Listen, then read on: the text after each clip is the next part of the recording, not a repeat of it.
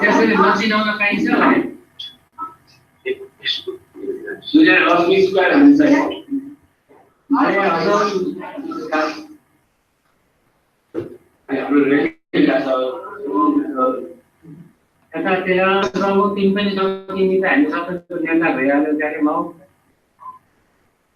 हजुर sir You are now unmuted. खै निरज चाहिँ कसलाई सुनिया छैन हजुर सर निरज दाइको माइक्रोफोन इनेबल छैन हामी यहाँ सबैजना छौँ एनएनबाट पनि सबैजना पार्टिसिपेट भइरहेछौँ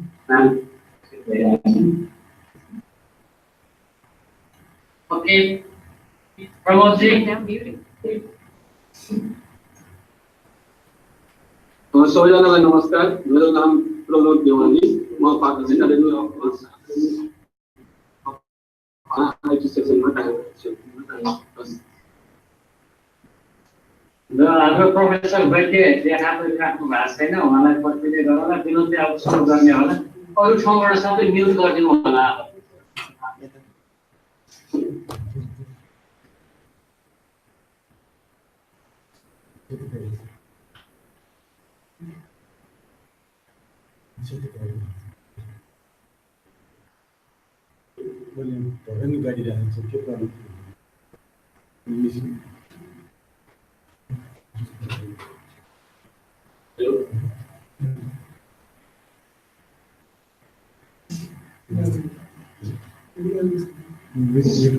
विनोद सुरु गर्ने अब हुन्छ सर हुन्छ म सुरु गरिहाल्छु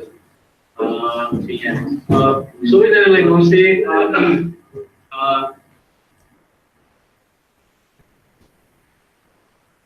म अस्पतालमा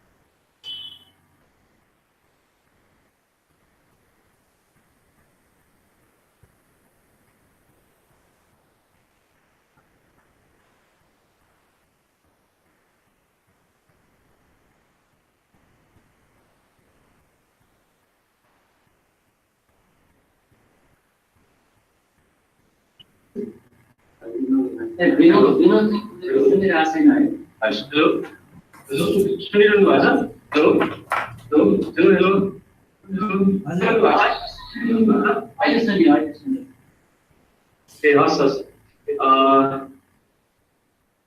okay there are more than 100 million people who are forced into extreme poverty every year paying out of pocket healthcare expenses you have right अनि हाम्रो कन्स्टिट्युसनले के भन्छ भन्दाखेरि every citizen shall have the right to basic health services free of cost from their states as यो कन्स्टिट्युसनको चाहिँ ल हो त्यो पनि अब हामीले देखि छैन भन्ने कुरा चाहिँ थाहा छ यो पब्लिक प्राइभेट पार्टनरशिपको कुरा गर्दाखेरि चाहिँ हामीले यो मोडबाट चाहिँ 29 मिलियन पिपल नेपालको मान्छेहरूलाई चाहिँ यो पब्लिक प्राइभेट पार्टनरशिपबाट चाहिँ सर्भिसेसहरु चाहिँ दिइराखेका छौं यसमा चाहिँ हामी कुरा गर्दाखेरि बलपाटा अस्पताल अनि रिसेन्टली हामीले जो बलपाटामा चाहिँ अर्को एउटा पिएचसी एक्सपेन्सन गरिसकेका छौं त्यो छ पिएचसी हो त्यो चाहिँ छिटै नै हामी सञ्चालनमा ल्याउँछौं भूकम्प गइसकेपछि आकारे मचिएको ठाउँहरु अनि दोलखा चाहिँ भूगोलको हिसाबले पनि अलिकति च्यालेन्जिङ भएपछि मिनिस्ट्री अफ हेल्थले चाहिँ यो पोसिबल हेल्थ भन्ने एनजीओ सँग यो मेमोरेन्डम अफ अन्डरस्ट्यान्डिङ भन्छ एमओयू गरिसकेपछि हामीले चाहिँ यो सर्भिसहरु प्रदान गर्दै यो फोटो चाहिँ हजुरहरुलाई यो मेमो गर्दाखेरि हाम्रो एसपी गभर्नेन्स एन्ड पार्टनरशिप उहाँसँग खिचेको फोटो हो यो चरिकोट अस्पतालको कुरा गर्दाखेरि चाहिँ यो first time government granted management यो मा भनेर चाहिँ स्टार्ट गरेको पोलियो मोडल हो अनि हजुरहरुलाई म यो मोडल हामीले कसरी इस्टाब्लिश गरिरहेको कसरी यो मोडलमा काम गरिरहेछौं भनेर गरिरहेछौं टर्मिनोलोजीहरू यो पब्लिक प्राइभेट पार्टनरशिप जुन हामीले मिनिस्ट्री अफ हेल्थसँग गरेका छौँ त्यसको बारेमा म छोटो जानकारी दिन चाहन्छु। फ्यासिलिटी लिड्स टु पोसिबल भनेको चाहिँ यो पोसिबल हेल्थ जुन एउटा अर्गनाइजेसन छ एनजिओ छ यो हामीले अब न्याय नेपाल भनेर सबै फ्यासिलिटिजहरू चाहिँ पोसिबलसँग रिलेटेड भयो। अनि जो गभर्नमेन्टबाट अथवा अरू सबलाई चाहिँ हामी सबै यो एलएमडी अथवा अनि गभर्नमेन्ट पनि हामीसँग छ। जस्तै लास्ट इयर हामीले चाहिँ 1,14,14 रुपैयाँ चाहिँ यो गभर्नमेन्टले हामीलाई ग्रान्ट काम गरेको राम्रो काम गरेको भनेर ग्रान्टको रूपमा दिएको छ। कुराहरूमा को फाइनेन्सिङ छ जस्तै ह्युमन रिसोर्सको कुरामा अनि सामान्य जुन पिएचसी लेभलमा प्रोभाइड हुने वस्तुहरूको बारेमा पनि त्यो गभर्नमेन्टले हामीलाई को फाइनेन्सिङ गरिरहेको छ। अनि अर्को चाहिँ यो इन्डिपेन्डेन्ट म्यानेजमेन्ट फ्रम गभर्नमेन्ट जस्तै यो म्यानेजमेन्ट चाहिँ खालको भएको कारणले पनि ओभर गभर्नमेन्टको स्टाफहरूलाई पनि गभर्नमेन्टको इम्प्लोइजहरूलाई पनि हामीले नै हाम्रो टिममा राखेर म्यानेजमेन्ट गर्दछौँ। इन्टिग्रेटेड स्टाफिङ मोडल भन्ने छ। अब एउटा चाहिँ पोसिबली हायर गरेको स्टाफ हुन्छ, एउटा चाहिँ यो गभर्नमेन्टको स्टाफ हुन्छ, अनि अर्को चाहिँ अरू विभिन्न एनजिओहरूको स्टाफहरू पनि हुन्छ। जस्तै हामीसँग यो इन्टरनेसनल भन्ने एउटा अर्गनाइजेसन छ, उहाँहरूको स्टाफ पनि हामीसँग काम गर्नुहुन्छ। त्यस्ता अरू गभर्नमेन्टकै बडिजहरूले दिएको हामीसँग हुन्छ, उहाँहरूलाई चाहिँ हामी इन्टिग्रेटेड स्टाफिङ मोडल भनेर भन्छौँ। अनि अब यो ओभरअल हाम्रो कामहरू चाहिँ regulated and an integrated population based manner भन्छौँ। अब हाम्रो टार्गेट चाहिँ भनेर भन्दछौँ अनि एफोर्डेबिलिटी एज स्ट्राटेजी। अनि हाम्रो कल्चर कोड छ। कल्चर कोड भन्ने चाहिँ हाम्रो प्रिन्सिपल्सहरू छ। त्यसमा चाहिँ we put our patient first भन्ने छ। सबैलाई हामीले यो जानकारी गराउँछ। यही प्रिन्सिपलको आधारमा चाहिँ हामी पेशेन्ट केयरमा अगाडि बढ्छौँ। योभन्दा अगाडि मैले नयाँ स्लाइड हालेको थिएँ। म अलिकति थोरै यो टिमको र अर्गनाइजेसन स्ट्रक्चरको बारेमा जानकारी गराउन चाहन्छु। हेलो हेलो हजुर सुनेछ सर। हेलो हेलो हेलो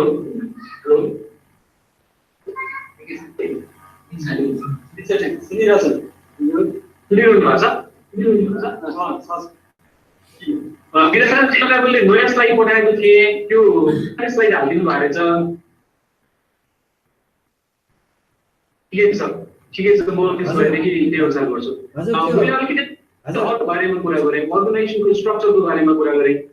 यसमा चाहिँ हाम्रो सबैभन्दा माथि चाहिँ यो चिफ एक्जिक्युटिभ अफिसर भन्ने हुन्छ, उहाँ पोसिबलबाट हुनुहुन्छ। त्यसको अन्डरमा चाहिँ यो चिफ मेडिकल अफिसर अनि चिफ अपरेटिङ अफिसर अनि strategy officer, chief finance officer भन्ने हुनुहुन्छ। अनि चिफ मेडिकल अफिसरको अन्डरमा चाहिँ कम्युनिटी हेल्थ प्रोग्राम र मेडिकल टिम भनेर राखिएको छ। अनि यो चिफ अपरेटिङ अफिसरको अन्डरमा चाहिँ यो सबै खालको अपरेसन टिमलाई त्यसमा राखिएको छ। गर्दाखेरि चाहिँ मेडिकल टिमभित्र चिफ मेडिकल अफिसरको अन्डरमा मेडिकल डिरेक्टर हुन्छ। मेडिकल डिरेक्टरको अन्डरमा चाहिँ यो फिजिसियन अफिसरहरूलाई चाहिँ स्टाफ फिजिसियन भन्ने गर्दछ। अनि उहाँहरू हुन्छ, अनि नर्सिङ इन्चार्ज हुन्छ, प्यारामेडिक्स इन्चार्ज हुन्छ।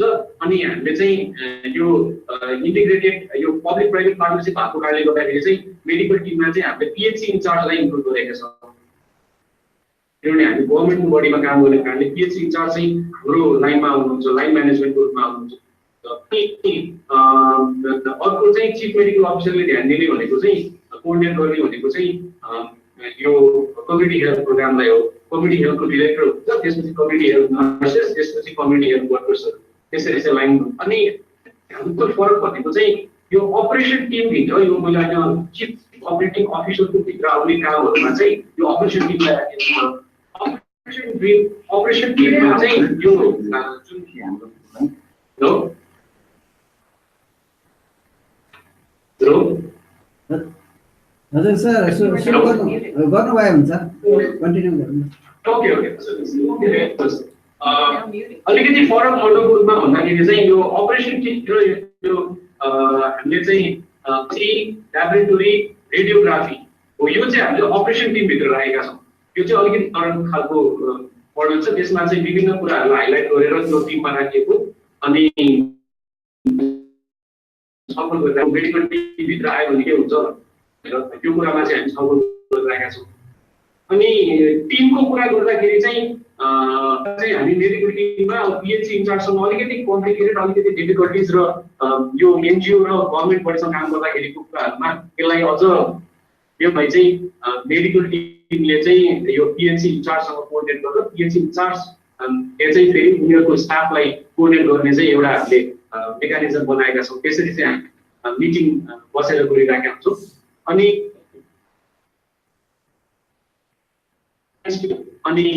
इम्प्याक्टिङ भन्ने हुनुहुन्छ जस्तै हामीले चाहिँ यहाँ दोलखामा यो डिजिटल सिस्टम यो इलेक्ट्रोनिक हेल्थ रेकर्ड सिस्टम चाहिँ हामीले लिएर आएका छौँ।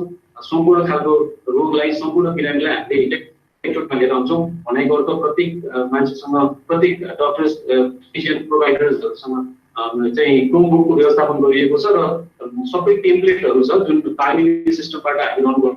अनि फार्मेसीमा ओपन इआरपी अनि ओपन इएलएस सिस्टम ल्याबमा प्रयोग गर्छौँ। त्यो चाहिँ सबै इलेक्ट्रोनिक हेल्थ रेकर्डको पाटो भयो। अर्को टिम त्यसलाई चाहिँ इम्प्याक्टिङ भनेर भन्छौँ। त्यो जुन रिसर्च रिलेटेड अनि इलेक्ट्रोनिक हेल्थ रेकर्ड रिलेटेड कुराहरू चाहिँ इम्प्याक्टिङले हेर्नुहुन्छ।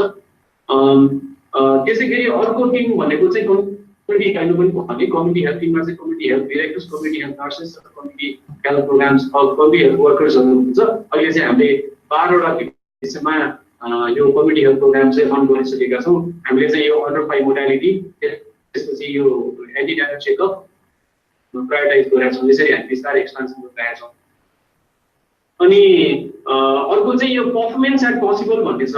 त्यो पर्फर्मेन्स एट पोसिबल भनेको चाहिँ कस्तो भन्दाखेरि जस्तो हाम्रो स्टाफहरूको चाहिँ हामीले कसरी उनीहरूलाई प्रमोट गर्ने कुन आधार रेटिङ गर्ने प्रत्येक वर्ष हामी त्यो चाहिँ वर्षमा एकचोटि हामी रेटिङ गर्छौँ। त्यसमा रेटिङमा चाहिँ 4 वटालाई हाइलाइट गर्छौँ। त्यसमा भनेको एक्सेप्सनल पर्फर्मेन्स त्यसमा हामीले एक्सेप्सनल पर्फर्मेन्स भनेर चाहिँ गर्ने जुनमा चाहिँ 4 वटालाई हाइलाइट गरेर हुन्छ। उसको क्लिनिकल कसरी काम गरेको छ अनि कल्चर कोडहरू जुन मैले with out patient culture code भयो त्यसै गरी हामीसँग 11वटा कल्चर कोडहरू त्यो कल्चर कोडहरूमा कसरी काम गरेको छ त्यो चाहिँ डाइरेक्टली मैले होइन म्यानेजर भनेर भने जस्तो मेडिकल टिमभित्र मेडिकल डिरेक्टरले नर्स इन्चार्जलाई हेर्छ एन्ड स्टाफ फिजिशियन यो मेडिकल अफिसर इन्चार्जलाई हेर्छ अनि एमबिजिपी कन्सल्ट्यान्टलाई हेर्छ। त्यसरी त्यो लाइन म्यानेजरको रूपमा चाहिँ हामी एक हप्तामा एकचोटि मिटिङ गर्छौँ। मिटिङमा चाहिँ सबै कुराहरू गर्दै जान्छौँ।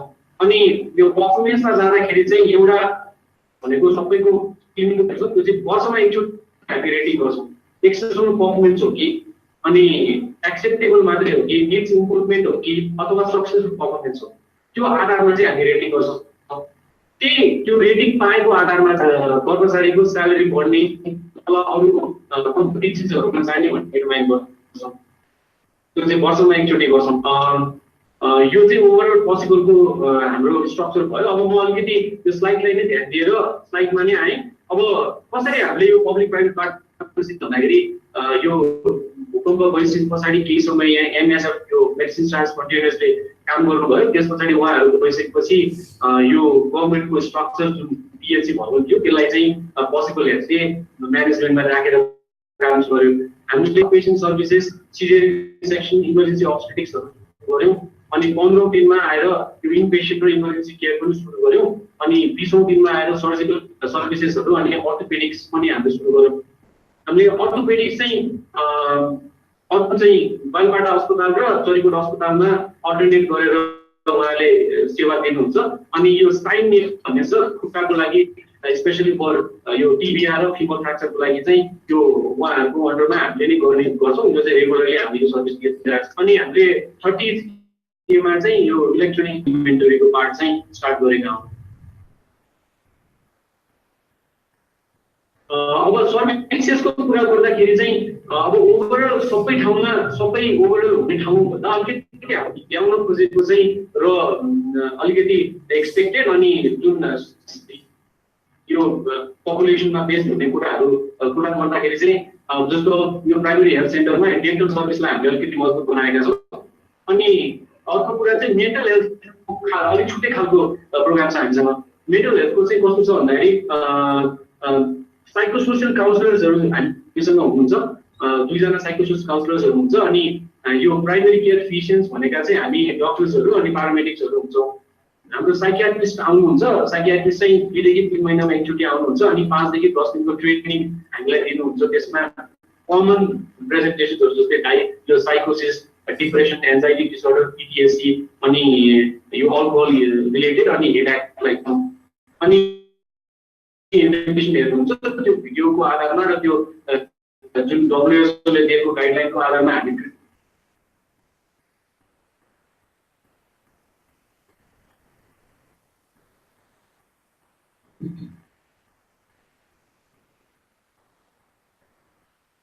त्यो चाहिँ बल्कमा 2013 मा सुरु भयो अनि राम्रैसँग काम गरिरहेछ। त्यसले गर्दाखेरि बिरामीमा परेको प्रभाव र जुन काउन्सिलिङको रिपोर्ट चाहिँ राम्रो देखिएको। अनि अर्को इम्पोर्टेन्ट कुराहरुमा चाहिँ जस्तो यो डिजिटल एक्सरे को भयो। डिजिटल एक्सरे चाहिँ हामी प्रिन्ट गरेर दिदैनौं, हामी त्यो चाहिँ EHR मै राख्छौं र कसैको एकदम जरुरी भयो कसैले रिपोर्ट गर्न मात्रै हामी प्रिन्ट गरेर दिन्छौं। अनि अर्को चाहिँ यो इकोकार्डियोग्राफी जुन म आफैले पनि चाहिँ हामीले यो रिपोर्टमा पनि इकोकार्डियोग्राफीको फोकस चाहिँ गरि नै राखेका छौं।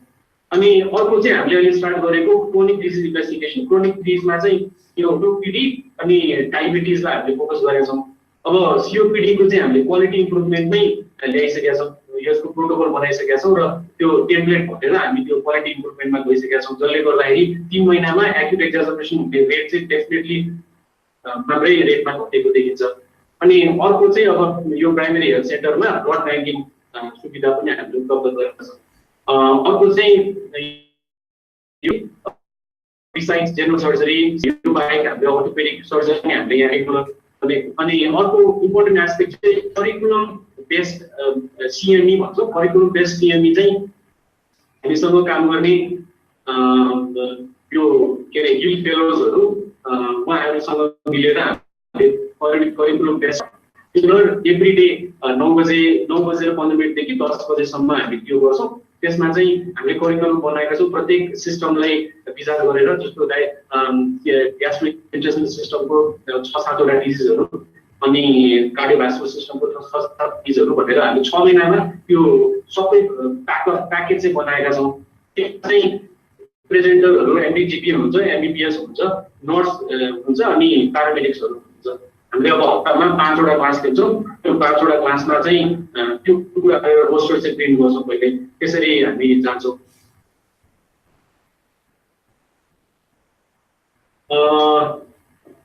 को रेन्जमा अब हामी 2 वर्ष कटिसक्यौं। त्यसको रेन्जमा हामीले पेशेन्ट फ्लो चाहिँ पहिला अब बढीमा 100 जना जस्तो आउँथ्यो भने अहिले चाहिँ 300-350 को हाराहारीमा प्रत्येक दिन आउनुहुन्छ।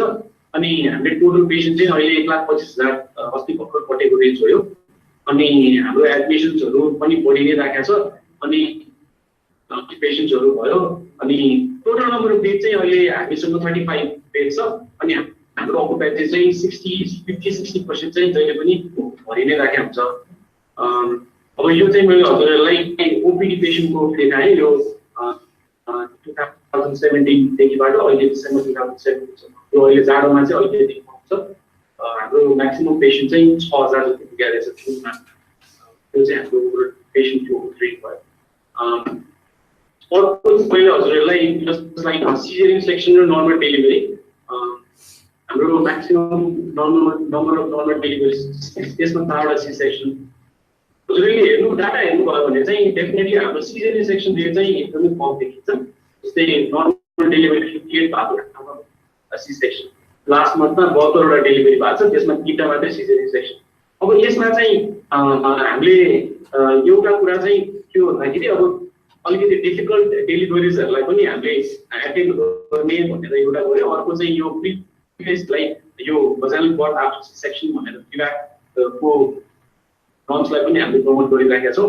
अनि यो ब्रिज डेलिभरी ह्यान्डलिङहरु पनि हाम्रो स्टाफहरु चाहिँ अलि कन्फिडेन्ट हुन्छ।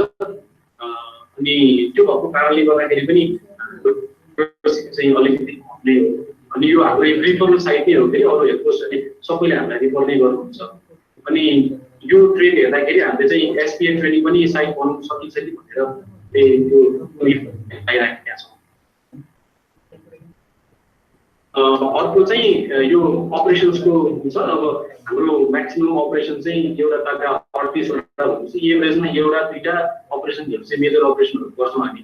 अब मेजर अपरेसनहरुमा हामी सिजेरियन सेक्सनलाई पनि एपेन्डेक्टोमी, डोर्सल अनि यो हिस्टेरेक्टोमीहरु हामी गर्छौँ, अर्थोपेडिक्सहरु राख्छौँ। अब माइनर्सहरु चाहिँ अब हामीले ब्लम्प्सहरु निकाल्ने, आइएमडीहरु गर्ने, सुचरिङहरु गर्ने त्यसमा राखेका छौँ। अब अलिकति सर्जरीहरु हामीले गरेकोमा युट्रेन कोल्याप्स, सिजेरियन हिस्टेरेक्टोमी अनि यो इत्यादिको फ्र्याक्चर्सको अनि यो इन्टेस्टाइनल एनास्टोमोसिसहरु गरेका छौँ। अनि क्वालिटी इम्प्रुभमेन्टको कुरा मैले अहिले गरेँ, यो अलिकति फरक खालको मोडल हो। क्वालिटी इम्प्रुभमेन्टलाई चाहिँ प्रायोरिटीमा राखेका छौँ किनभने युएस बेस्डहरु हुन्छ, हिल फेलोजहरु चाहिँ उहाँहरु अलरेडी कन्सल्टेन्ट हुनुहुन्छ, जस्तो पिडियाट्रिशियन, एमडीजीपी अनि मेडिसिन पिडियाट्रिक्समा चाहिँ एमडी गरेकोहरु चाहिँ उहाँको हिल फेलोशिप प्रोग्रामहरुको उहाँहरु चाहिँ 6 महिना रोटेसनमा आउनुहुन्छ। उहाँहरुले हामीलाई यो कुराहरुमा चाहिँ सपोर्ट गर्नुहुन्छ, जस्तै करिकुलम बेस्ड सीएमई उहाँहरुले आइडेन्ट भएको हामी त्यसलाई फलो गरिरहेका छौँ। अनि यो सीओपीडी को क्यूआई प्रोजेक्टलाई हामीले चाहिँ यहाँ मोटिभेट गरेको हो। अनि प्यालिएटिभ केयर प्रोजेक्ट पनि बनाएका छौँ, जस्तो हामीले त्यसै पेशेन्टहरु लेट स्टेजको क्यान्सर पेशेन्टहरु, COPD active patient with other comorbid conditions, heart failure अनि डिकम्प्रेसन हार्ट फेलियर भएको यस्तो खालको पेशेन्टलाई केयर प्रोजेक्टमा राखेका छौँ। त्यसको क्वेसनयरहरु बनाएका छौँ हामीले, ताकि त्यो सिम्पटम म्यानेजमेन्टमा क्वेसनयरहरु चाहिँ हामीले बनाएका छौँ। अनि यो मेडिकल अपोइन्टमेन्टको लागि चाहिँ हामी त्यस बिरामीहरुलाई sugar fasting, BP, uric creatinine जाँचेर भेटघाट गराउँछौँ। त्यतिखेर चाहिँ हामीले 15 देखि 20 जना बिरामीहरुलाई एक लटमा बोलाउँछौँ। त्यसपछि चाहिँ अनि हामीले फर्स्टमा डायग्नोसिस त्यो के हुन्छ, त्यो डाइटबाट यो डाइट कस्तो खालको डाइट हामीले खानुपर्छ, तपाईहरुले कहिले कहिले हामीलाई आउने हो अनि के भयो भने चाहिँ कुन्ता आउने हो भनेर यो सबै कुराहरु फार्मासिस्ट, एमडीजीपी, एमबीपीएस अनि नर्सहरु बसेर चाहिँ हामी त्यसमा काउन्सिलर पनि राख्छौँ। एउटा साइकोसोसियोलजीलाई पनि यो डिजिज रिलेटेड डिप्रेसनहरु भएको छ कि छैन, अनि यो लाइफस्टाइल मोडिफिकेसन्सको कुराहरु लगभग हामी 1 घण्टा जतिको क्लास लिन्छौँ उहाँहरुलाई। त्यो चाहिँ हामीले प्रत्येक हप्ता गर्छौँ अनि त्यसमा चाहिँ बिरामीहरुलाई हामीले जाँच्दाखेरि। अनि हामीले अब रिसेन्टली यो क्वालिटी इम्प्रुभमेन्ट जेस्टेसनल डायबिटिज कुनै पनि प्रेग्नेन्सीलाई 24 to 28 विक्समा चाहिँ पोजिटिभिटी मेथडबाट सुगर जाँच्नुपर्छ है भनेर यो क्यूआई पनि हामीले सुरु गर्न लागेका छौँ। त्यो एनएचएसएसपीले चाहिँ एभ्री 3 महिनामा स्कोरिङ गर्न आउनुहुन्छ अनि त्यो स्कोरिङमा चाहिँ हामी सबैमा ग्रेड छौँ। त्यो भनेको हामीले सबै खालको उनीहरूको मापदण्ड अनुसार त्यो कुराहरू चाहिँ पर्याप्त मात्रामा पुर्याएका छौँ। अब के इक्जाम्पल अब हामीले काम गरेपछि अनि बिरामीहरूलाई कम्प्लिकेटेड केसेसहरू ह्यान्डलिङ गरेका उदाहरणहरूमा मैले फोटो देखाएँ। यो चाहिँ 70 वर्षको महिला हुनुहुन्थ्यो, 24 वर्षदेखिबाट चाहिँ उहाँको पार्टीको प्रेसिडेन्सी विभिन्न ठाउँमा जान अब उपचार गर्नलाई पैसा नभएर होला विभिन्न कारणले गर्दाखेरि चाहिँ फ्यामिलीले पनि केही समय नेग्लेक्ट गरेको अनि हामीले 70 इयर्समा उहाँ आउँदाखेरि हामीले यो सर्जरी गरेर चाहिँ उहाँलाई सजिलो त्यसै यो एउटा चाहिँ क्वालिटी इम्प्रुभमेन्ट जुन मैले अहिले भनेको क्वालिटी इम्प्रुभमेन्टमा चाहिँ हामीले मेडिसिन फर्स्टमा सीओपीडी एक्टिभ एक्जर्भेसन हुने 3टा क्राइटेरिया मध्ये कतिवटा क्राइटेरिया पुग्नु भएको छ त्यो हेर्छौँ। त्यस पछाडि बिरामीलाई भर्ना चाहिन्छ कि चाहिँदैन भन्ने त्यो क्राइटेरिया अनि भर्ना हुनुभयो भने के औषधि दिने भनेर हामीले त्यो प्रोटोकल बनाएका छौँ।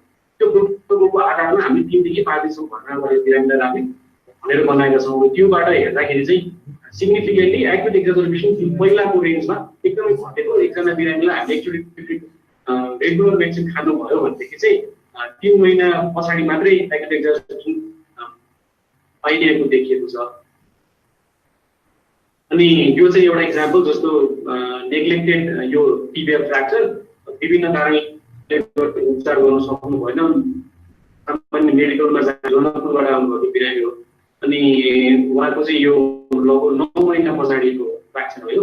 अनि यहाँ आउँदाखेरि चाहिँ अब नन युनियन भएको थियो, त्यति राम्रो क्याल्सियम छैन र डिफर्मिटीको रूपमा हामीले चाहिँ त्यसलाई निलिङ राखेर यसरी उपचार गरेका। त्यो चाहिँ एकदम सिम्पल टेक्निक हो। Anybody can do this. यो राम्रो ट्रेनिङ पाउने बित्तिकै यो चाहिँ सामान्य तरिकाबाट गर्न सकिने रहेछ भनेर हामी एनडिजिपीहरूले पनि थाहा पायौँ। अनि हामीले नै यो सर्जरी गरेका हौँ।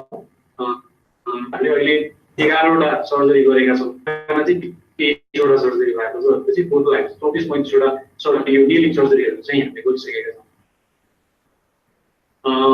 यसै गरी केही चाहिँ अनसाइट ट्रेनिङहरू पनि हामीले गरेका छौँ, जस्तो यो प्यारामेडिक्सहरूलाई ट्रेनिङ गर्ने। अनि यो हेल्थ पार्टनरसिप नेपाल भन्ने चाहिँ लन्डन यो युनिभर्सिटी र नेपाल मेडिकल कलेजको इन्टरलिङ्क अर्गनाइजेसन यो हेल्थ पार्टनरसिप नेपाल, उहाँहरूले लास्ट इयर आएर चाहिँ एउटा क्याम्प गर्नु भयो। 60 जना फ्री सर्जरी गरिदिनु भयो र केही बिरामीहरूलाई चाहिँ नेपाल मेडिकल कलेजमा लगेर उहाँले फ्री केयर दिनुभयो। यस्तो खालको कामहरू पनि भएको छ। अब केही प्रोग्राम्सहरू चाहिँ नयाँ जस्तै यो डिआरटिबी सब सेन्टरको रूपमा हामी भएका छौँ। मेन्टल हेल्थको मैले भने अलिकति फरक खालको मोडलमा हामी काम गरिरहेका छौँ। अनि कम्युनिटी हेल्थ प्रोग्राम हामीले भर्खरै स्टार्ट गरेका हौँ। अनि नियोनेटल रेजिस्ट्रेसन अब के पाइयो भन्दाखेरि अब अथवा हामी कहाँ डेलिभरी भएको के सेप्सिसहरू अलिकति देख्दाखेरि हामीले के गर्यौँ भन्दाखेरि नियोनेटल रेजिस्ट्रेसन चाहिँ कम्पलसरी गर्ने, 24 घण्टा अब्जर्भेसनमा राख्ने। अनि त्यसमा चाहिँ कम्ती पनि हाइपोग्लाइसेमिया नियोनेटल जन्डिस चाहिँ मिनिमम त्यो कुरा छैन भनेर अनि त्यसमा चाहिँ हामीले क्वालिटी इम्प्रुभमेन्ट प्रोजेक्टमा चाहिँ इस्टाब्लिस गर्न खोजेका छौँ। एप्रिसिएसन र अवार्ड पनि छ, जस्तो लास्ट इयरको हेल्थ केयर इनोभेसन अवार्डमा पिएमजे साउथ एसिया इस्ट एसियामा हामी पायौँ। अनि यो Chandrakumari Himalayan Joshi health care award पनि 2014मा हामीले पाएका छौँ। अनि भर्खरै हामीले यो power potential pitfalls in global health academic partnership भनेर review and reflections across two Nepal hospital अनि यो चरिकोट हस्पिटलको यो लर्निङ्सहरूलाई चाहिँ यसमा भर्खरै मात्र ग्लोबल हेल्थमा एउटा आर्टिकल निकालेका छौँ। अनि at last in everything we do we believe in proving it's possible to deliver high quality robust health care. अब लास्टमा मेरो प्रेजेन्टेसन चाहिँ सिक्यो। मैले केस कन्सल्टेसन अब राम्रो पार्ट चाहिँ थ्याङ्क यू सो मच। अब सर हुनुहुन्छ अनि सबैजना देख्दाखेरि चाहिँ एकदम खुसी लाग्यो। अनि तपाईँहरूको समयलाई पनि धेरै विराजनजीलाई अब समय दिनुभयो मलाई। अब पब्लिक प्राइभेट पार्टनरसिपमा अभियसली क्वेसन्सहरू धेरै नै छ हजुरहरूको, त्यो समय दिनुभयो, मैले व्यक्त गर्न पाएँ। धेरै धेरै धन्यवाद। हजुरहरूको क्वेसन लिनुभन्दा अगाडि चाहिँ यहाँ के छ जुन मैले म्यानेज बिरामी हुनुहुन्छ, अनफर्चुनेटली मैले त्यो एक्सरे र ऊ चाहिँ राख्न पाइनँ। त्यही पनि मैले फाइन्डिङ्सहरू चाहिँ भन्छु। मसँग 2टा केस छ। एउटा केस चाहिँ हेलो सुनिरहनु भएको छ? हेलो हेलो सुनिरहनु भएको छ? हजुर मसँग 2टा केस छ। म यो फर्स्ट केस चाहिँ भन्छु। 67 इयर्स ओल्ड फिमेल, उहाँ चाहिँ एब्डोमिनल डिस्टेन्सन अनि भमिटिङ भएर आउनु भएको थियो। त्यसपछि उहाँसँग एसोसिएटेड पेन एब्डोमिनल पेन पनि थियो। अनि उहाँको डायग्नोसिस चाहिँ एडिनो ट्रान्सपोर्ट भइसकेको थियो। यो पर्फोरेसनको सर्जरी पनि 4 वर्ष अगाडि गर्नु भएको छ। अनि अनएक्जामिन पोजिटिभ फाइन्डिङ छ, स्कार मार्क छ जुन पहिला हिट पर्फोरेसनको लागि गरेको। डेट 24 मात्रै छ। डिस्टेन्ट एब्डोमेन अनि बाउल साउन्ड चाहिँ इन्क्रिज छ। इन्भेस्टिगेसनमा टोटल काउन्ट ठिकै छ, प्लेटलेट पनि ठिक छ, सोडियम पोटासियम पनि ठिकै छ, अनि सुगर ऱ्यान्डम र क्रेटिनिन लेभल पनि ठिकै नै छ। अनि एक्सरे एब्डोमेन इरेक्ट सुपाइङ गर्दाखेरि चाहिँ स्मल बाउल डायलेटेसन जस्तो देखिन्छ। अल्ट्रासाउन्डमा चाहिँ यो मेटास्टाटिक पाउचहरू यो चाहिँ देखिन्छ, 3-4 सेन्टिमिटरको मेटास्टाटिक लिजन्सहरू नै देखिन्छ लिभरमा। अनि मेरो क्वेसन चाहिँ मैले चाहिँ अहिले पेसेन्टलाई राखिरहेको छु, तर 3-4 डेज भइसक्यो, उसको डिस्टेन्सन घटेको छैन। त्यो चाहिँ एडिसन भएर भएको जस्तो लाग्छ। अब फेरि स्टेज 4 क्यान्सर छ। मैले यो एलजिटी पनि हालेको छु अनि एन्टिबायोटिक रेगुलर एनीमा पनि बेल ध्यान गर्नु छैन। अनि मैले यो इन्टेन्सन अब्स्ट्रक्सनलाई अगाडि बढ्ने मैले के अरे सर्जिकल म्यानेजमेन्ट गर्नु त्यसरी मिल्दैन यो एउटा क्वेसन। अनि अर्को क्वेसन चाहिँ एकजना 79 इयर्सको फिमेल हुनुहुन्छ। अनि उहाँ चाहिँ डायबेटिक पनि हुनुहुन्छ। 3 महिना अगाडि चाहिँ फाइल नेक्रोसिस भएर उहाँले पिसिएम ट्युब हाल्नु भएको रहेछ हस्पिटलमा। अनि 3 महिना पछाडि उहाँहरूसँग पैसा भएन अनि फलोअपमा बोलाएको हुन्थ्यो। अब जानु भएन, फेरि भन्न पनि केयर गर्ने मान्छे नभएर उहाँलाई काट्नु लानु सकिएन। अनि मका आज भर्खरै आउनु भएको छ। अनि मैले उहाँको स्ट्याटस हेर्दाखेरि त्यो पिसिएमबाट चाहिँ आएको छैन। अनि डाइरेक्टली गर्दा नर्मलै छ। अनि मैले अल्ट्रासाउन्ड गर्दाखेरि चाहिँ किडनीको साइज चाहिँ स्लाइटली सानो नै छ, 7 सेन्टिमिटर जति छ। रेनल पामकाइमा डिजिज, तर त्यो डाइलेटेसन एनिटिभ चाहिँ मैले त्यस्तो देखिनँ। अनि त्यसमा चाहिँ मैले अब त्यो ट्युब निकाल्ने हो कि के गर्ने भनेर मेरो 2टा क्वेसन छ। Thank you so much. मैले फ्लोर इज ओपन। अब क्वेसन्सहरु यो पब्लिक प्राइभेट पार्टनरशिपमा हजुरहरुलाई कुनै क्वेसन्सहरु छ भने चाहिँ मेरो लेभलबाट I will try my best. अनि यो 2टा क्वेसन्स चाहिँ वी क्यान डिस्कस। हजुरहरुले मलाई लास्टमा चाहिँ यसको एन्सर दिनुहुन्छ।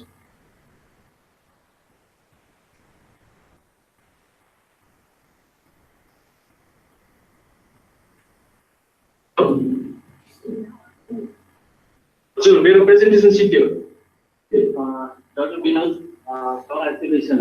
Presentation and we are very happy to know about the different activities going on in Charikot Hospital.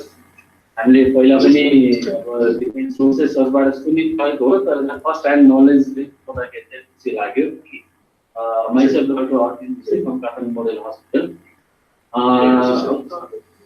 In short, your case consultation को बारेमा यो फर्स्ट केस consultation को मात्र अब I think situation is very much straightforward हैन। C stomach भए पनि जे भए पनि currently I think the problem is digestive bowel obstruction हैन। त्यसकारण चाहिँ यो स्टेज 4 C stomach हो भन्दैमा हामीले लागि कुनै पनि सर्जरी कुनै पनि इन्टरभेन्सनबाट चाहिँ रोक्नु हुँदैन जस्तो लाग्छ हैन। This is definitely not gastric outlet obstruction.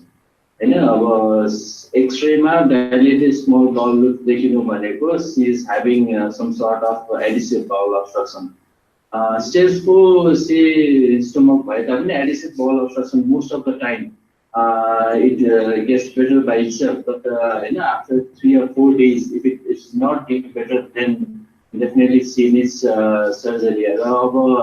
So surgery definitely is going to be very complicated and intraperitoneal fecal fistula हुन सक्छ हैन। त्यसकारणले चाहिँ एडिसुअलाइसिस डेफिनेटली चाहिन्छ र प्रोबब्ली कुनै ठाउँमा चाहिँ बाउल एनास्टोमोसिस पनि चाहिन सक्छ होला। So it depends whether you want to try this surgery in Charikot or not हैन।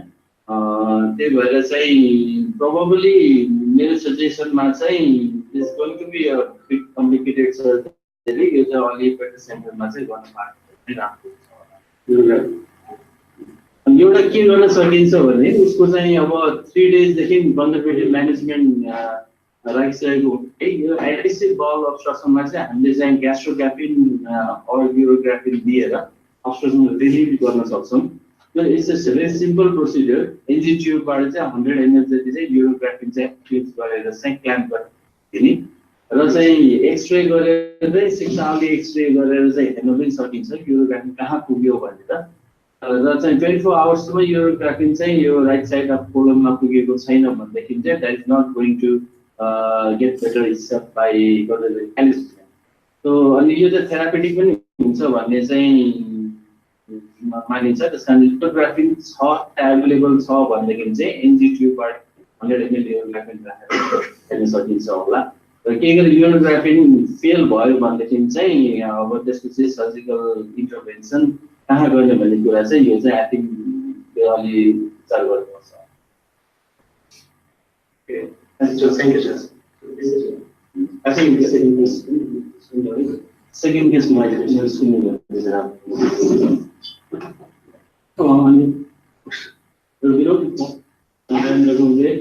it was a very nice presentation, very much inspiring, right? Your progress also have to help me say you are doing a great job. First case for like second case say I think you should do PCN data. That's all. Gastrography available, sir. Available गर्न मिल्छ sir त्यो हामीसँग कति स्तरमा दिएको छ available छ भने अथवा चाहिँ किन नै गरेको हुन्छ त्यहाँबाट चाहिँ इन्जेक्ट गरिदिने र डिस्टोर पोटेन्सियल छ कि छैन लिङ्क हेर्नु पर्ने डिस्टोर पोटेन्सियल छ भने चाहिँ अनि त्यो ट्रेन लाग्नु हुन्छ okay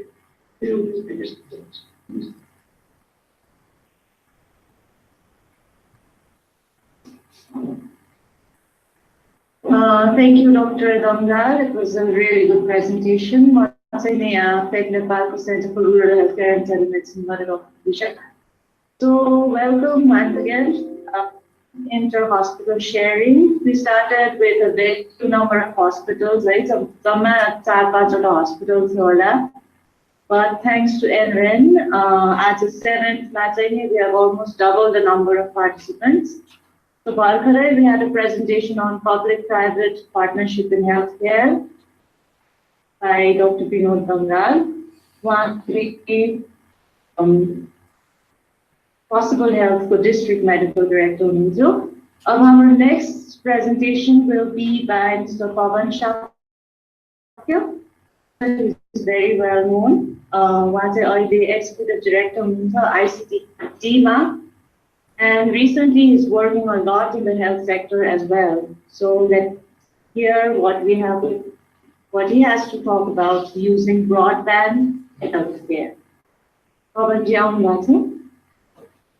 Thank you, Dr. Puja. Rajanji.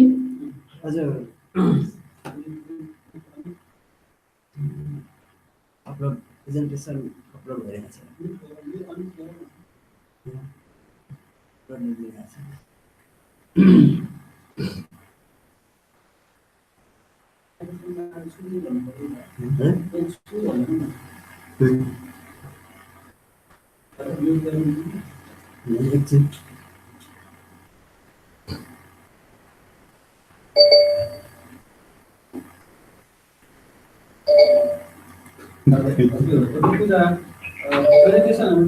Hello. Presentation on presentation.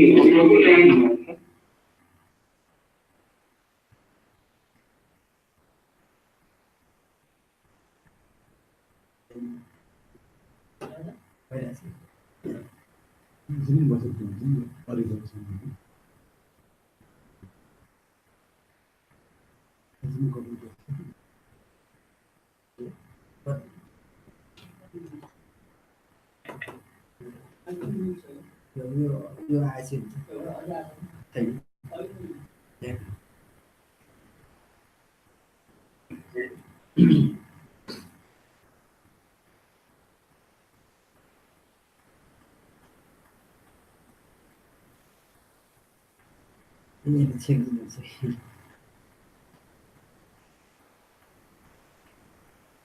You are now unmuted. Namaste. Thank you, Dr. Puja. Okay, सबैलाई नमस्कार. सबै डाक्टर साहबहरुलाई नमस्कार. सुनिएको छ मेरो भोइस?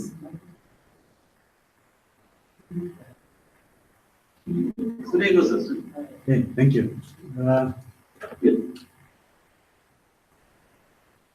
मेरो नाम चाहिँ पवन सिंह साक्य हो. म चाहिँ विगत 20-25 वर्षदेखि आईसीटी फिल्डमा कार्यरत छु. मेरो आजको प्रेजेन्टेसन चाहिँ नि अलिकति यो नन मेडिकल उसमा छ. तर मेरो इन्ट्रेस्ट चाहिँ नि विगत 1 वर्षदेखि आईसीटीलाई यो मेडिकल फिल्डमा कसरी उपयोग गर्न सकिन्छ भन्ने चाहिँ रहेको छ. त्यसकै सेरोफेरमा रहेर मेरो आजको प्रेजेन्टेसन म दिन चाहन्छु. पछिको क्वेसन चाहिँ नि म त्यति मेडिकल टर्ममा म त्यति कम्फर्टेबल छैन हजुर. तर आईसीटी को टर्ममा चाहिँ नि हजुरले मलाई धेरै कुराहरू सोध्न सक्नुहुन्छ. धन्यवाद.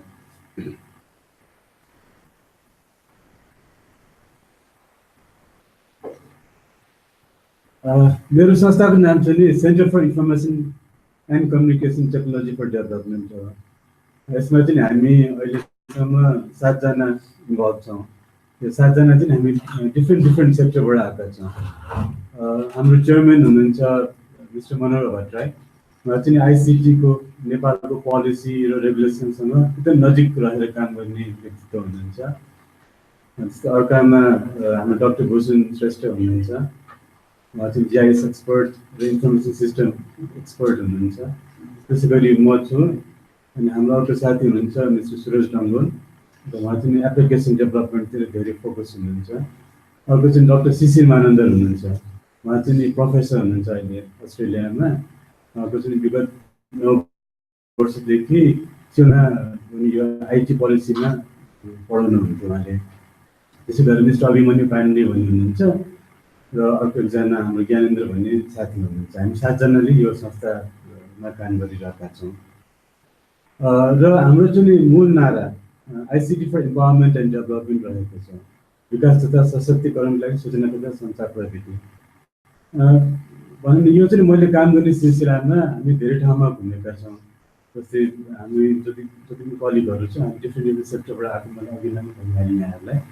हामी काम गर्ने सिलसिलामा एउटा के पायौँ भने यो आइसिटीलाई हामीले त्यतिकै इफेक्टिभ रूपमा युज गर्न नसकेको हो कि भन्ने चाहिँ हामीले आजभन्दा लगभग 6-7 वर्ष अगाडि हामीले फिल गऱ्यौँ।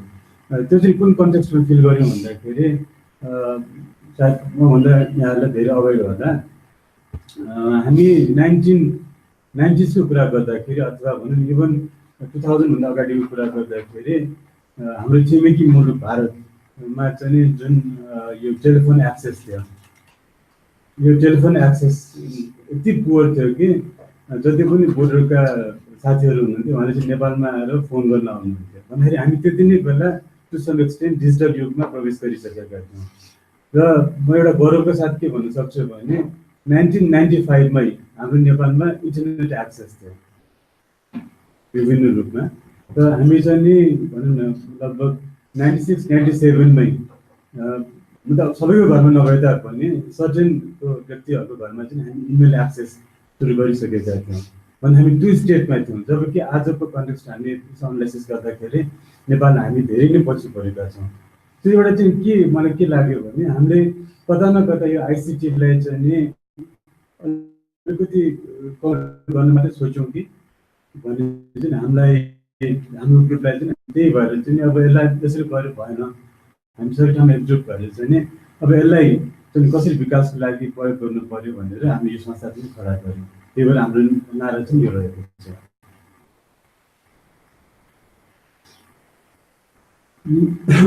अब म अर्को पनि एउटा भन्दा अघि डाक्टर साहबले पिपिपी मोडलको एकदम राम्रो इक्जाम्पल दिनुभयो। र हामीले चाहिँ जति पनि कामहरू गर्छौँ त्यो चाहिँ स्थानीय समुदायसँग लक्षित गर्दै र स्थानीय समुदायसँग मिलेर काम गरिरहेका छौँ। भन्दाखेरि हाम्रो जति पनि प्रोजेक्टको एक्टिभिटीहरू छ त्यो चाहिँ सबैले पिपिपी मोडलमै केन्द्रित भएर हामीले अगाडि बढिरहेका छौँ। त्यही भएर हाम्रो मिसनमै एउटा के राख्यौँ भने समुदायको लागि समुदायबाटै भन्ने चाहिँ हाम्रो मिसन रहेको छ। र त्यसै गरी भिजनमा पिपिपी मोडलको कुराहरू आएको छ। र हामीले चाहिँ यो 5वटा विधालाई हाम्रो चाहिँ एउटा क्लियर अब्जेक्टिभको रूपमा हामी डिफाइन खोजिरहेका छौँ। जस्तै हामी सबभन्दा पहिला चाहिँ रिसर्च गर्छौँ। रिसर्च कसरी गर्छौँ भने जस्तै अब हामीले कुनै आइसिटी एप्लिकेसन अथवा ब्रोडब्यान्ड कुनै ठाउँमा लिएर उसको के योग्यता हुनसक्छ भने चाहिँ पहिला सबभन्दा पहिला हामी हाम्रो अब्जेक्टिभ रहेको छ। एउटा कुरा के देख्छौँ भने हामीले ब्रोडब्यान्डलाई भनौँ लोकल कम्युनिटीको निडसँग म्याच नगर्ने हो भने हामीले पहिला टिभी हेरे जस्तै हुँदो रहेछ कि। जस्तै अब हाम्रो घरमा टिभी आउँदाखेरि हामी 24 घन्टा टिभी हेरेर बस्थ्यौँ, अनि अलिक 3-4 महिना भइसकेपछि अलिक सेलेक्टिभ हुन थाल्यो कुन प्रोग्रामलाई हेर्ने। अब त सबैको हात हातमा मोबाइल छ, टिभी भन्ने कुरा त सायद हामी बिरलै मात्रै अन गर्छौँ होला। भने टेक्नोलोजी पनि त्यस्तो हुन्छ, सुरुमा चाहिँ अलिकति क्युरियोसिटी हुन्छ, तर मान्छेले चाहिँ त्यसलाई युज गर्न खोज्छ। तर कालान्तरमा गइसकेपछि त्यो क्युरियोसिटी त्यो फेज आउट हुँदै जान्छ अनि त्यसलाई चाहिँ उनीहरूले इफेक्टिभ रूपमा तर सबभन्दा पहिला चाहिँ हामी रिसर्च गर्छौँ त्यो आइसिटी एप्लिकेसन अथवा ब्रोडब्यान्ड पेनिट्रेसनले कसरी हेल्प गर्न सक्छ। त्यो हाम्रो फर्स्ट प्रायोरिटीमा रहेको छ। त्यसै गरी कोलाबोरेसन। अब हामीले लिएर इन्टरनेटको पहुँच पुर्याउन खोज्यौँ, तर त्यो चाहिँ हामीले एउटा कुरा के देखियो भने कम्युनिटीको इन्भल्भमेन्ट हुँदैन, कुनै पनि प्रोजेक्टहरू सक्सेसफुल हुँदैन। जस्तै अघि हामी बोइलघाटको कुरा गऱ्यौँ, अरू हस्पिटलको कुरा गर्छौँ, हस्पिटलमा चाहिँ लोकल कम्युनिटीको एक्टिभ इन्भल्भमेन्ट हुन्छ in terms of health checkup हुन्छ अरू एक्टिभिटीमा। त्यही भएर सबै एक्टिभिटीहरू हामीले सक्सेसफुल रूपमा हामी सुन्न पाइरहेका छौँ। त्यसै गरी आइसिटीको एप्लिकेसन पनि जबसम्म उनीहरूको निड अनुसार उनीहरूको लोकल इन्भल्भमेन्ट हुँदैन हामी ओझेलमा परेको हामी अर्को अब्जेक्टिभ पनि कोलाबोरेसन भएको छ एप्लिकेसन। जस्तै अब हामीले रिसर्च गऱ्यौँ र हामीले कोलाबोरेट पनि गऱ्यौँ र एउटा कुरो के छ भने लोकल कम्युनिटीको रिक्वायरमेन्ट खालि इन्टरनेट फेसबुक र जिमेललाई मात्रै चलाउने हो कि अथवा हामी हिस्ट्रीको कुरा गर्न सक्छौँ, टेलिमेडिसिन इ गभर्नेन्सका कुराहरू गर्न सक्छौँ, के उपयोग हुनसक्छ त्यसमा अगाडि बढेर काम गर्छौँ। हाम्रो फोकस जहिले पनि असिस्टेन्स र ट्रेनिङमा रहेको छ। अब हामी जब कुनै एउटा प्रोजेक्टको कुरा गर्छौँ भित्रको कुरा गर्दैनौँ किन काठमाडौँमा आइसिटीको लिस्टहरू धेरै नै छन्। त्यही भएर हामी जब दूरदराजमा जान्छौँ त्यहाँ चाहिँ राम्रो खालको टेक्निकल म्यान पावर हुँदैन। त्यही भएर हामी के गर्छौँ भने हाम्रो ग्रुपले यो ट्रेनिङ र असिस्टेन्सलाई पनि त्यहाँको लोकल म्यान पावरलाई हामी ट्रेन गर्छौँ ताकि कुनै प्रब्लम आएको खण्डमा त्यहीको लोकल कम्युनिटी आफै अगाडि सरेर त्यो प्रब्लमहरूलाई सल्भ हुन सकोस्। त्यही भएर पनि हामी यो अर्को एउटा प्राइम अब्जेक्टिभमा रहेको छ। त्यसै गरी एडभोकेसी जस्तै अहिले म एउटा जहाँ पनि एउटा इक्जाम्पल दिने गर्छु, रिसेन्ट इक्जाम्पल हो नयाँ सरकार भनौँ न हजुर, नयाँ सरकार पुरानो सरकार सबैले आजकल स्मार्ट सिटी भन्ने गरिरहेको छ।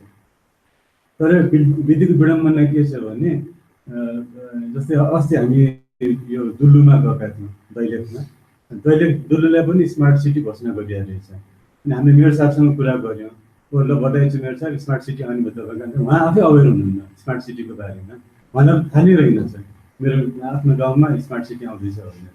अनि एउटा के देखियो भने हाम्रो जति पनि विधान भन्छ, जति पनि पोलिसी भन्छ, जति पनि कुराहरू हुन्छ त्यो चाहिँ यहीँ काठमाडौँकै 3टा डिस्ट्रिक्टलाई समेटेर मात्रै कुराहरू गरिएको हुन्छ। भने अझ भनौँ न जुन अहिले एकदम नारा आइरहेको छ नि सिंहदरबार गाउँ गाउँमा पस्यो भनेर, तर यथार्थमा त्यो भएको छैन। त्यही भएर हामी के गर्छौँ भने एडभोकेसी हुनु पऱ्यो। जुन त्यहाँको लोकल रिक्वायरमेन्ट छ, त्यहाँको जुन खाँचो छ त्यसलाई चाहिँ नि सम्बन्धित ठाउँमा पुग्नु पऱ्यो। त्यही भएर हामी एडभोकेसीमा पनि काम गरिरहेका छौँ। यो चाहिँ खालि अलिकति मैले सिनोप्सिस दिनु खोजेको छु हाम्रो चाहिँ सहभागिता कुन लेभलमा हुन्छ भनेर। जस्तै सबभन्दा पहिला चाहिँ हामी के गर्छौँ भने हामीसँग टेक्निकल नलेज होला तर त्यहाँको लोकल नलेज भनेको जहिले पनि प्राइम हुन्छ। जस्तै अब त्यहाँको local knowledge in terms of त्यहाँको जुन रिसोर्सेस छ, त्यहाँको जुन अब ह्युमन रिसोर्सेस भनौँ अथवा अरू नेचुरल रिसोर्सेसका कुराहरू भयो, त्यहाँको जुन स्ट्रेन्थहरू छ, त्यहाँको कम्युनिटी स्ट्रेन्थ छ, त्यहाँको जुन इन्डिजिनियस नलेजहरू छ होइन त्योमा पनि हामी सिक्ने मौका पाउँछौँ। त्यही भएर हामी के गर्छौँ भने हाम्रो नलेज उहाँहरूलाई दिन्छ र उहाँहरूको नलेज हामी दिन्छौँ। त्यसै गरी अब जुन उहाँहरूको जुन रिक्वायरमेन्ट छ त्यसमा चाहिँ आइसिटी कसरी फिटिङ हुनसक्छ होइन, त्यसबाट चाहिँ हामी अब हाम्रो बलबुताले भ्यासम्म हामी त्यसमा इन्भल्भ हुन्छौँ। इनकेस भनेन भने अब हामीहरूभन्दा जुन बाहिरको ग्रुपहरू हुनुहुन्छ, जुन एक्सपर्टहरू हुनुहुन्छ उहाँसँग हामी कन्सल्ट गरेर त्यहाँ हामी कामहरू गर्छौँ। त्यसै गरेर हाम्रो अर्को एउटा हामी कसरी अगाडि बढ्छौँ भने गाउँपालिका अथवा नगरपालिकासँग त्यहाँ स्ट्राटेजिक पार्टनरसिपमा बसेर हामी कामहरू गरिरहेका छौँ।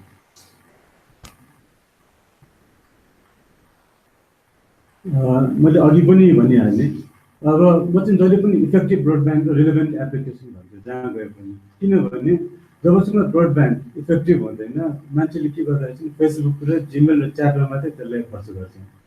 जस्तै भन्नु अब हामी सबैको छोराछोरी छ, अब कतिको छैन होला पनि अहिलेदेखि अवेर हुनु होला होइन। अब छोराछोरी घर गयो त्यो युट्युबमा खालि मुभी मात्रै हेर्छन् भन्दाखेरि पहिलेको ब्रोडब्यान्डको एउटा युज त भइरहेको छ तर इफेक्टिभ रूपमा युज भइरहेको छैन।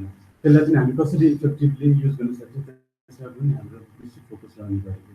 त्यसै गरेर रिलेभेन्ट एप्लिकेसन ब्रोडब्यान्ड त गयो मैले अघि पनि भने, तर ब्रोडब्यान्ड गइसकेपछि त्यहाँको लोकल कम्युनिटी त्यसलाई कसरी युज गर्न सक्छ, के एप्लिकेसनहरू त्यहाँको जुन लोकल कम्युनिटीमा रिलेभेन्ट हुनसक्छ त्यसमा पनि हाम्रो फोकस रहेको छ।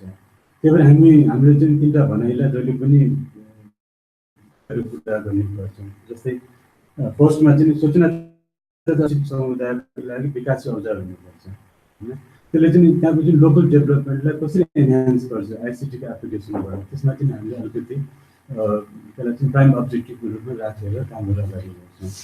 त्यसै गरी प्रविधिलाई स्थानीय आवश्यकता अनुरूप उपयोगी संरचना बनाउनु पर्छ। हाम्रो चाहिँ यो धेरै ठाउँमा अझ पहिला चाहिँ एउटा टेलिसेन्टरको अवधारणा थियो। यो टेलिसेन्टर चाहिँ धेरै हदसम्म नेपालमा फेल खायो, किनभने त्यो चाहिँ अफ्रिकाको मोडलमा काम भएको थियो। अफ्रिकाको मोडल नेपालमा आएर काम गरेन। त्यो किन रहेछ भन्दाखेरि अफ्रिकाको मोडलमा दुईवटा कम्प्युटर किन्ने, एउटा डिभाइस किन्ने, फोटोकपी किन्ने, स्क्यानर किन्ने, अनि त्यसलाई चाहिँ 1 वर्षको सरकारले पैसा जोडिदिने। के भइदियो भने 12 महिनासम्म त सरकारले पैसा तिरेर चल्यो, तर 13औं महिनामा गइसकेपछि स्क्यानर बिग्रियो, कम्प्युटर बिग्रियो, बनाउने के छ, कसले बनाउने, पैसा छैन। कम्युनिटीको इन्भल्भमेन्ट हुने छ। अब कम्युनिटीकै अर्कोतिर पुरा त्योभन्दा राम्रो फोटोकपी मेसिन राखेर मान्छेहरू अगाडि बसेको छ भन्दाखेरि त्यो त्यतिको त्यो जुन रिसोर्सेस छ त्यतिकै खेल्नु गएको थियो। त्यही भएर हामीले के गर्छौँ भने स्थानीय आवश्यकता के छ त त्यसलाई एनालाइसिस गरेर मात्रै हामी प्रविधिलाई इन्ट्रोड्युस गर्छौँ। अनि हाम्रो मनसा के छ भने हामी प्रविधिलाई कहिले पनि हामी के भन्छ त्यसलाई इम्पोज गर्दैनौँ र त्यहाँको लोकल हामी प्रविधिलाई प्रयोग गर्नुपर्छ।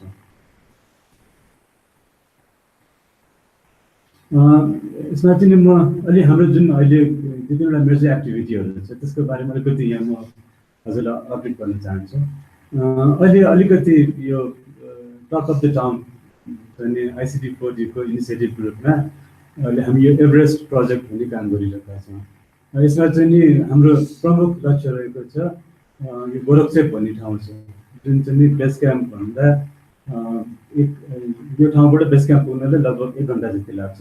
त्यहाँदेखि नाम्चे बजारसम्म यो फाइबर अप्टिकको ब्रोडब्यान्ड कनेक्टिभिटीलाई इम्प्लिमेन्ट गर्न खोजिरहेका छौँ र यसलाई चाहिँ नि हाम्रो एसिया कनेक्ट ले चाहिँ हाम्रो सपोर्ट गर्नुभएको छ र यसमा चाहिँ हामी एमरेन र हामी मिलेर यसमा काम गरिरहेका छौँ। यसको प्राइम अब्जेक्टिभ ब्रोडब्यान्ड कनेक्टिभिटी हो, तर त्यो मात्रै होइन। यसमा चाहिँ हामी के गर्छौँ भने त्यहाँ सेफ्टीका कुराहरू हुनसक्छ, जस्तै आइओटीका कुराहरू गरिरहेछौँ, हामीले टेलिमेडिसिनका कुराहरू गरिरहेछौँ। भन्दाखेरि हाम्रो लक्ष्य के रहेको छ भने त्यो फाइबर अप्टिक लिङ्कले गोरखचेपदेखि नाम्चे बजारसम्म सबै भिलेजलाई लिङ्कअप गरिसकेपछि त्यहाँ के एप्लिकेसनहरू राख्न सकिन्छ त त्यसमा पनि हाम्रो रिसर्चको भनौँ न अर्कोवटा अब्जेक्टिभ रहेको छ। यो चाहिँ म हजुरलाई यसो अपडेट गर्न चाहन्छु।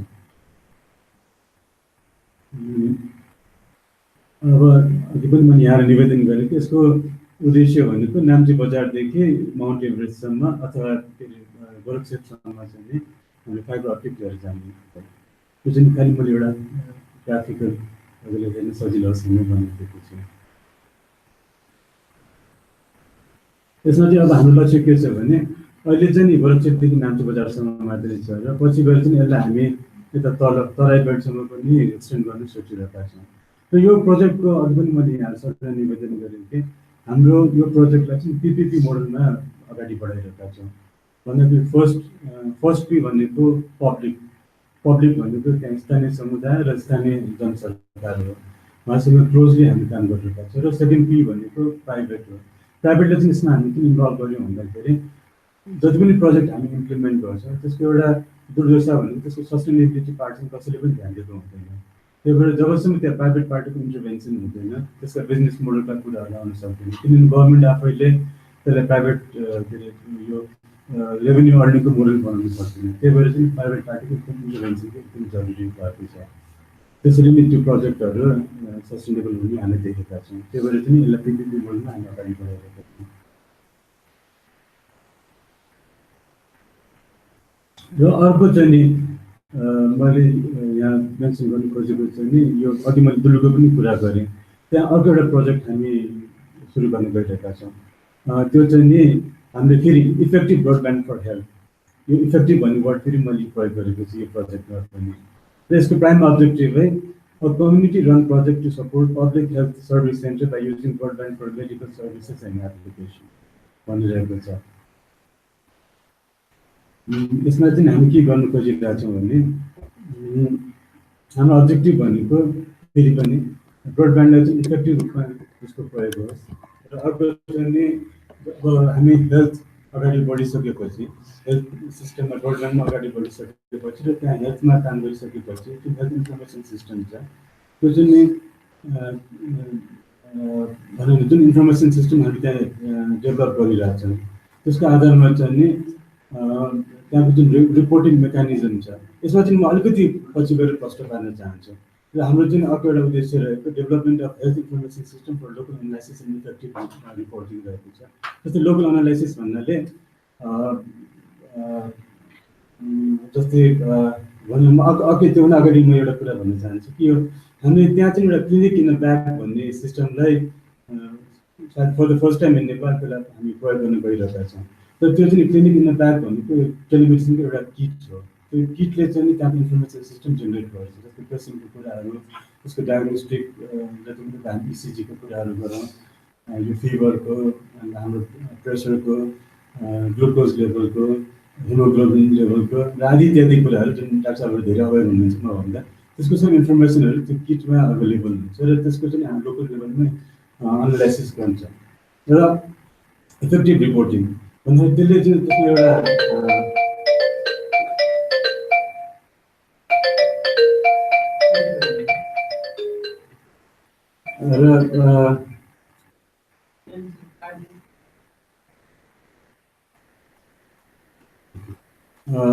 र त्यसमा चाहिँ हामीले एउटा एआईका टुल पनि इन्टिग्रेट गरेका छौँ। त्यसले के गर्छ भने जस्तै कुनै पेसेन्टको प्रेसर लेभल नाप्यो र ग्लुकोज लेभल नाप्यो र त्यसमा चाहिँ सर्टेन प्यारामिटर देखाइसकेपछि त्यसले चाहिँ आफै एनालाइसिस गरिदिन्छ कि यो पेसेन्टको यस्तो यस्तो भएको होला भनेर, ताकि त्यहाँको अभाइलेबल जुन रिमोट ठाउँमा अभाइलेबल डाक्टर साहबहरू हुनुहुन्छ उहाँलाई चाहिँ फर्स्ट लेभलको स्क्रिनिङमा सजिलो होस् भनेर। त्यही भएर मैले चाहिँ त्यो इफेक्टिभ रिपोर्टिङको कुरा निकालेको र म चाहिँ अझ यसमा इलाबोरेट गर्न चाहन्छु। जस्तै अब हामीले दुल्लु हस्पिटल छ, त्यहाँ चाहिँ टेलिमेडिसिनको सिस्टम कसरी इम्प्लिमेन्ट गर्न खोजिरहेको छ भने to run by the user committee. हामी के अघि पनि मैले यहाँलाई भने कि हामी जति पनि प्रोजेक्टहरू लिएर जान्छौँ त्यहाँको कम्युनिटी लोकल कम्युनिटीसँग मिलेर काम गर्छौँ र लोकल कम्युनिटीमा सबैले पहिला के गर्छ भने हामी त्यहाँ एउटा युजर कमिटीको फर्मेसन गर्छौँ ताकि त्यो युजर कमिटीले नै त्यो प्रोजेक्टलाई फर्दर टेकअप गरोस्। हाम्रो काम हामी काठमाडौँबाट जब जान्छौँ हाम्रो काम भनेको त्यो प्रोजेक्टलाई इम्प्लिमेन्ट गर्ने मात्रै हो, त्यसलाई रन गर्ने होइन। त्यही भएर चाहिँ हामी त्यहाँको जब उसको अपरेसन पार्ट आउँछ त्यसमा चाहिँ हामी क्लोजली काम गर्छौँ, तर त्यहाँको लोकल कमिटी ह्यान्डओभर गरेर हामी त्यसलाई अपरेसन गर्छौँ र त्यसैले यसलाई चाहिँ हाम्रो दुल्लु म्युनिसिपालिटीको अन्तर्गत यो प्रोजेक्टलाई राखेका छौँ। र मैले अघि यहाँहरूलाई सबैलाई भने कि यसमा चाहिँ हाम्रो एउटा डेटाबेस भन्छ र त्यसमा चाहिँ हामी एआईका टुलहरू प्रयोग गरेर त्यसको पहिलाको फर्स्ट लेभलको स्क्रिनिङहरू गर्न खोजिरहेका छौँ। र जस्तै अब नगरपालिकामा इन्सिडेन्ट त भयो, त्यसलाई कसरी सस्टेनेबल गर्ने त? जस्तै अब हाम्रो हस्पिटलसम्म ब्रोडब्यान्ड कनेक्टिभिटी पुगेको छ, अब हस्पिटलले सायद प्रोजेक्टले सर्टेन लेभलसम्म सपोर्ट गर्छ होला, मानिलिउँ 6 महिनासम्म सपोर्ट गर्छ होला त्यसको ब्यान्डको पैसाहरू तिनीहरूलाई, तर 7औं महिनादेखि त्यो होल प्रोजेक्टै सेल्फ सस्टेनेबल हुनु पऱ्यो।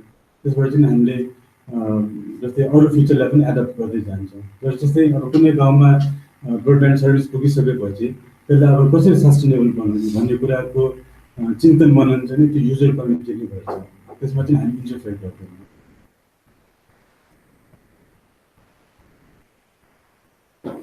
र मैले चाहिँ यहाँहरूसँग एउटा कुरा सेयर गर्न चाहिरहेको छु। हुन त यो मैले मार्केटिङ गरेको त होइन, त्यो चाहिँ जुन अब हामीले यो टेलिमेडिसिन ग्रुपमा त्यो जुन किट त्यहाँ प्रयोग गरिरहेका छौँ त्यसका यो जुन पोजिटिभका कुराहरू, पोजिटिभ हामीले फिल गरेको पोजिटिभ कुराहरूलाई चाहिँ म यहाँहरूसँग सेयर गर्न चाहन्छु। र हामीले चाहिँ यो दैलेखमा जब हामीले ब्रोडब्यान्डको प्रोजेक्ट लियौँ हामीले चाहिँ धेरै विचार विमर्श गऱ्यौँ त्यहाँको लोकलसँग मिलेर। एउटा कुरा के पायो भने ब्रोडब्यान्डले चाहिँ अब अहिले पनि छ, त्यहाँ नेपाल टेलिकम जिएसएम सर्भिस छ, एनसेलको डेटा सर्भिस पुगेको छ, त्यहाँ अब आइएसपी काम गरिरहेको छ। तर मैले अघि भने जस्तै त्यो धेरै जस्तै इन्टरनेट एप्लिकेसनमा मात्रै फोकस छ। जस्तै मान्छेले त्यसबाट जिमेल चलाउँछन्, फेसबुक चलाउँछन्, युट्युब हेर्छन्, त्यो बाहेक कुनै पनि अरू किसिमको एप्लिकेसनहरू त्यहाँ रन भएको हामीले पाएनौँ। त्यसले हामीले चाहिँ के गर्यो भने नगरपालिकासँग तपाईँको के को रिक्वायरमेन्ट छ भने सबभन्दा पहिला उहाँहरूले चाहिँ इ गभर्नेन्सका कुरा निकाल्नुभयो, त्यो पछि चाहिँ हेल्थका कुरा निकाल्नुभयो। र हामी के अब इ गभर्नेन्स चाहिँ अब हाम्रो त्यसलाई हामी एउटा प्लेटफर्म चाहिँ क्रिएट गर्न सक्ने कन्डिसनमा थियौँ, तर इ गभर्नेन्समा चाहिँ अरू पोलिसीका कुराहरू पनि पर्ने भएको भएर चाहिँ त्यसलाई हामीले सेकेन्ड प्रायोरिटी राख्यौँ। र हामी के भन्यो भने ठिकै छ हामी उसो भए हामी यो टेलिमेडिसिनमा अगाडि बढौँ भन्ने क्रममा चाहिँ हामी अगाडि बढ्यौँ। र हामी चाहिँ के गर्यौँ भने अनि त्यो पछि रिसर्च गर्न थाल्यौँ। जस्तै अब त्यो दैलेख जस्तो ठाउँमा टेलिमेडिसिनको के उपाय लाँदाखेरि सजिलो होला भन्दाखेरि हामीले यो प्रडक्टलाई चाहिँ भेटायौँ र र यो प्रडक्टलाई चाहिँ त्यहाँ गएर हामी इम्प्लिमेन्ट गर्न खोजिरहेका छौँ। र यसमा चाहिँ हामीले के पायौँ भने एउटा झोला रहेछ, झोलाको वेट भनेको लगभग हजुरको 5 किलोमिटर सरी 5 केजी जति हुँदो रहेछ। र त्यसमा चाहिँ के हुँदो रहेछ भने एउटा आइप्याड हुँदो रहेछ, पल्स अक्सिमिटर, अटोस्कोप, यो ब्लड प्रेसर चेक गर्ने डिभाइस र उनीहरूको एउटा प्रोप्राइटरी सिस्टम हुन्छ कार्डियो स्लिप। त्यसमा चाहिँ इसिजी बनिसक्ने पनि 2D भन्नुभयो उहाँले, मैले मेडिकल टर्ममा त्यति थाहा छैन, म पनि सिक्दैछु। त्यो गर्न सक्ने क्षमता हुँदो रहेछ कार्डियो स्लिपमा।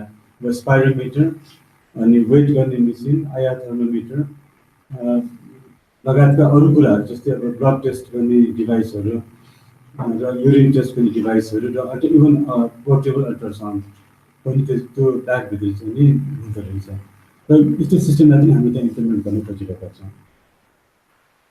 र हामीले चाहिँ यसको बेनिफिट के पायौँ भने जस्तै अब हामी अहिले दैलेखका दुल्लुको मात्रै कुरा गरिरहेको छौँ, तर दुल्लुभन्दा दूर दराजका ठाउँहरू पनि रहेछ। जस्तै त्यहाँबाट 2 दिन लागेर हिँड्नुपर्ने ठाउँहरू, त्यहाँ चाहिँ हेल्थ असिस्टेन्ट पुग्नु लगभग वर्षमा हार्डली 2 दिनचोटि पुग्नु हुँदो रहेछ उहाँहरू। भन्दाखेरि त्यहाँको जुन पेसेन्टहरू छ, एउटा समस्या के रहेछ भने उहाँहरू हिँडेर आउनुलाई अब 2 दिन लाग्छ। एक त बिरामी मान्छे, त्यसमा 2 दिन हिँड्नु पऱ्यो, बिरामीलाई पनि शास्ति, बिरामी सँगसँगै अर्को 4 जना आउनुहुन्छ उहाँलाई बोकेर, त्यो त्यहाँ बाटो त छैन, बोकेर आउनु पऱ्यो भन्दा 4 जनालाई शास्ति, बिरामीको आफन्त 2 जना आउँछ भन्दा एउटा बिरामीको कारणले गर्दा अर्को 6 जनासित शास्ति परेको छ। भन्दाखेरि हामीसँग यस्तो डिभाइस छ जसले चाहिँ नि बिरामी भएको ठाउँमा डक्टर पुग्न सक्नुहुन्छ।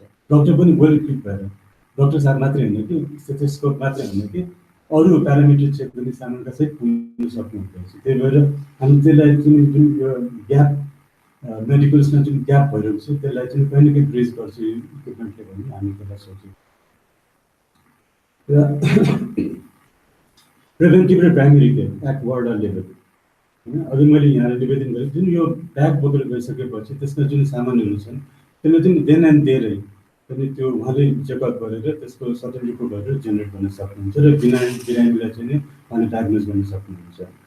र अर्को यसको ब्युटी भनेको centralise management of electronic health record. र एउटा कुरा चाहिँ मैले के पाएँ भने, हुन त डाक्टर साहबले धेरै फेस गर्नुभएको छ यो कुराहरू, त्यो चाहिँ हामी जब दूर दराजमा जान्छ, एक त डक्टर भने चाहिँ मान्छे त्यतिकै आत्तिन्छन्, त्यसमाथि पनि अब डक्टरसँग उनीहरू खुलेर कुरा गर्न सक्दैनन्। भन्दाखेरि जस्तै उसको जुन डेटा आउनुपर्ने छ पेसेन्टको लागि, यसले चाहिँ के हदसम्म हेल्प गर्छ कि भन्ने हाम्रो सोचाइरहेको छ। त्यसले गर्दा चाहिँ हेल्थ केयर डेलिभरी म्यानेजमेन्टमा पनि यो हस्पिटललाई केही रूपमा सहज होला कि जस्तो हामी सोचाइरहेका छौँ। र अर्को चाहिँ मेडिकल इन्टेलिजेन्स अनि फिङ्गरटिप, जुन अघि मैले AI2को कुराहरू गरेँ, त्यसले गर्दा चाहिँ फर्स्ट लेभलको स्क्रिनिङ गर्न त्यहाँ डाक्टर साहबहरूले अथवा हेल्थ वर्करलाई अथवा प्यारामेडिक वर्करलाई चाहिँ सजिलो हुने हामी फिल गरेका छौँ। र डेमोक्रेटाइजिङ अफोर्डेबल हेल्थ केयर, जस्तै अब मैले अघि पनि यहाँलाई भनेको थिएँ, पेसेन्ट आउँदाखेरि उसले सँगसँगै अर्को 6 जना पनि बोकेर आउँछ भन्दाखेरि उसले त्यो कन्टेक्स्टलाई जुन सोसियो इकोनोमिक हामीले प्यारामिटरसँग जाँचेर हेऱ्यौँ भने साह्रै महँगो पर्दो रहेछ। बिरामी एक्लै आउन नसक्ने, उसँग 6 जना आउँछ अब 6,000 खर्च हुन्छ। जब के बिरामीको एक्सपेन्सेस भनेको सायद उसको कुछ डिसो मात्रै होला। भन्दाखेरि त्यो हामी सोसियो इकोनोमिक एक्सपेक्टबाट हेर्दाखेरि भने यसलाई चाहिँ यो हेल्थ केयर सिस्टमलाई चाहिँ अफोर्डेबल पायौँ र निश्चय पनि यसले गर्दा चाहिँ धेरै कस्टहरू सेभ भइरहेको छ। यो चाहिँ कसरी काम गर्छ भन्दाखेरि यो चाहिँ अब क्लिनिक इन द ब्याग भयो, यसलाई लगेर हामी रिमोट ठाउँमा लिएर जान्छौँ र यो जति पनि डिभाइसेसहरू छ त्यो चाहिँ त्यसमा सबैमा ब्लुटुथ छ, त्यो चाहिँ ब्लुटुथ इनेबल्ड डिभाइसेसहरू हो। त्यसले चाहिँ त्यसबाट पेसेन्टको डेटा रिड गर्न सक्यो, उसले आइप्याडमा जुन त्यो अलरेडी यो अपडेटेड सफ्टवेयर छ त्यो सफ्टवेयरमा अपलोड गरिदिन्छ र हामीसँग त्यो ठाउँमा इन्टरनेट एक्सेस छ भने त्यो डेटालाई चाहिँ उसले हाम्रो सर्भरसँग अथवा हस्पिटलको सर्भरसँग पुर्याइदिन्छ। र इनकेस त्यहाँ इन्टरनेट अभाइलेबल छैन भने जुन ठाउँमा नियरेस्ट इन्टरनेट अभाइलेबल छ त्यो ठाउँबाट चाहिँ उसले अपलोड गरिदिन्छ र जुन अपलोड भएको डेटालाई छ त्यसलाई चाहिँ अब मेडिकल प्रोफेसनले पनि at the same time real टाइममै हेर्न सक्नुहुन्छ। जस्तै भनौँ न, म फेरि दुल्लुको एक्जाम्पल दिउँ, हाम्रो दुल्लुको डाक्टर साहबले हेर्न सक्नुहुन्छ अथवा काठमाडौँमा हुनुभएको डाक्टर साहबले हेर्न सक्नुहुन्छ र अथवा उसको बिरामीको कुनै आफन्तहरू अमेरिकामा चाहिँ भने उसले रियल टाइममै उसको मोबाइल एप्लिकेसनबाट पनि उसको आफ्नो बिरामीको बारेमा उसले त्यो अवस्थामा हेर्न सक्छ। र यो जति पनि हामीले यो त्यहाँ सामानहरू प्रयोग गरिरहेका छौँ त्यो चाहिँ सबै हिपा कम्प्लायन्ट हो र चाहिँ यसमा युएस गभर्मेन्टको FDA सर्टिफाइडहरू FDA सर्टिफाइड सामानहरू त्यसमा प्रयोग गरेका छौँ। त्यसले गर्दा यसको विश्वसनीयतामा अझ बढी हामीलाई विश्वसनीय लागेको छ।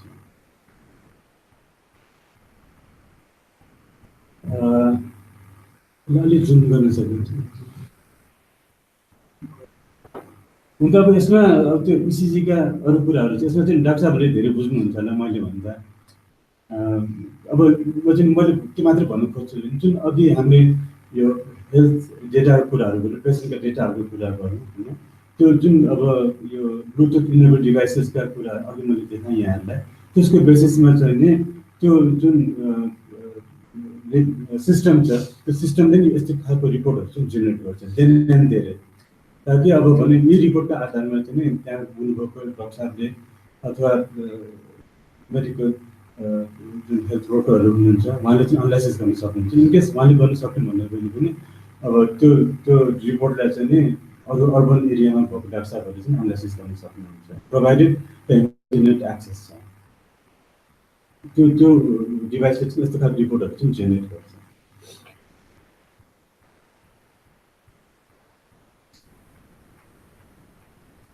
यो पनि रिपोर्टको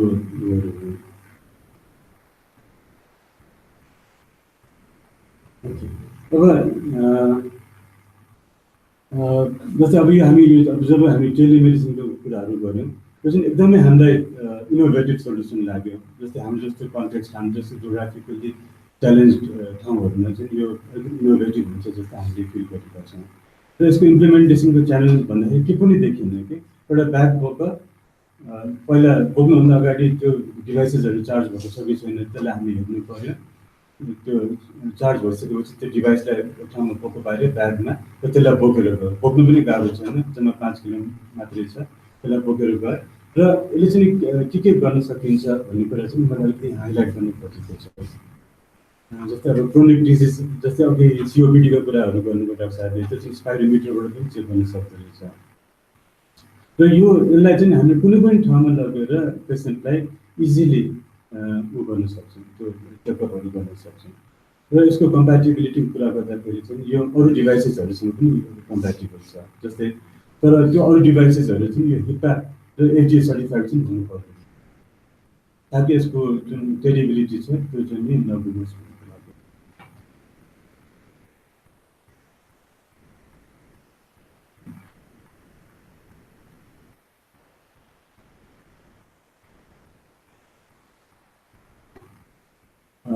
धन्यवाद।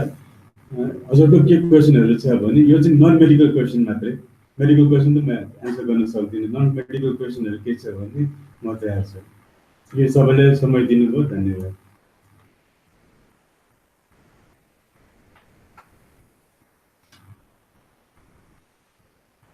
धन्यवाद पवन जी। So any non-medical related questions छ भने?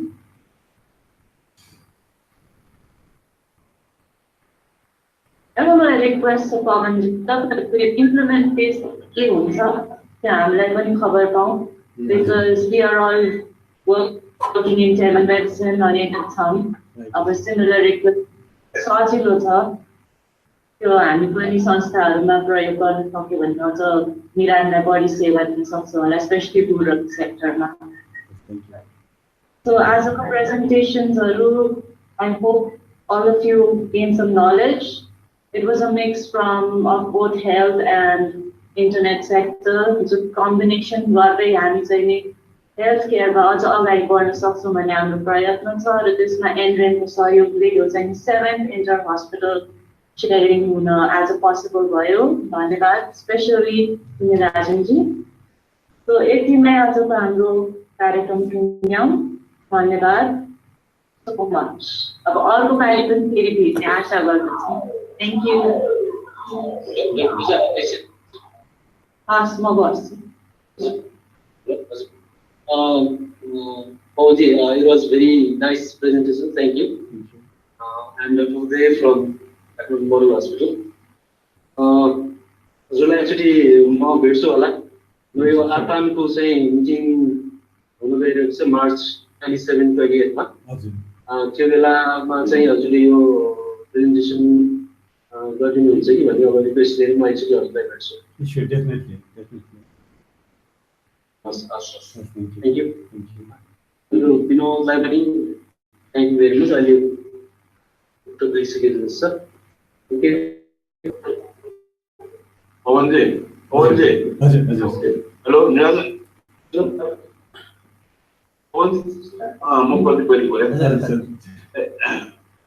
I really think तपाईँको कुरा पनि भइसकेको छ I really think this is the future in Nepal अहिले Thank you so much. give health to all भनेर Right. so it's very necessary job हो अलिकति बिना coordination गर्ने चाहिँ you need to have a proper coordination with good teamwork to run that regularly और पनि सबै continuously गर्न चाहिँ टाइम गाह्रो हुने भएकोले अलिकति रिसर्च गरेर पाइलट स्टडी गरेर दुई चारवटा कुरामा हेरेर can we move on to better complete नेपाललाई नै कभर गर्न सक्ने एटलिस्ट रिमोट एरियामा गर्न सक्ने कि भनेर प्लान चाहिँ गर्नुपर्ने हुन्छ I think research is also very important in this and obviously implementation धेरैवटा ठाउँमा अघि भने जस्तै telemedicine short भएको नि to bring them all together I think you need a very good support from everybody I think it's a wonderful presentation thank you very much Thank you so much. अनि हजुर म order हुँदै फेरि model हस्पिटलबाट हामीले चाहिँ यो telemedicine society जुन नेसनल कन्फरेन्स गरेको थियौँ वर्कसप त्यसपछि फेरि टेलिमेडिसिन सोसाइटीको बिच चलाएको जस्तो भयो हुन त हामीले बिस्तारै एक्टिभिटीहरू नगरेको होइन तर चाहिँ बिस्तारै अब यो हस्पिटल कनेक्सन मार्फत चाहिँ त्यसलाई फेरि एक्टिभेट गर्न चाहिरहेका छौँ र छिटै नै हामीले यो त्यो सम्बन्धमा चाहिँ यसो विष्णु सरलाई पनि यो बारेमा धेरै थाहा छ प्रदीप सरलाई पनि थाहा छ त्यही मैले अघि डाक्टर बाजुराबाट देखेको थिएँ अरू हाम्रो पोसिबल हेल्थहरू पनि चाहिँ कनेक्टेड थियो त्यसलाई चाहिँ फेरि पनि एक्टिभेट गरेर हामीले यो टेलिमेडिसिन सम्बन्धमा सोसाइटीलाई कसरी अगाडि बढाउने एउटा चाहिँ फेरि टेलिकन्फरेन्स चाहिँ गर्छौँ होला र सबैजनाले एटेन्ड गरिदिनु होला भनेर रिक्वेस्ट गर्न चाहन्छु त्यो नोटिस हामी चाँडै नै पठाउँछु हस् thank you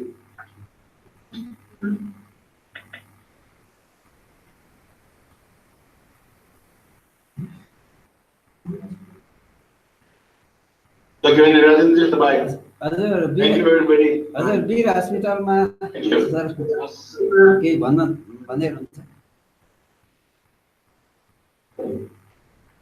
It's a good job. I will have to continue it. Probably February 12 America, you have to professor from breast cancer expert. Maybe next session might be February 12 or something.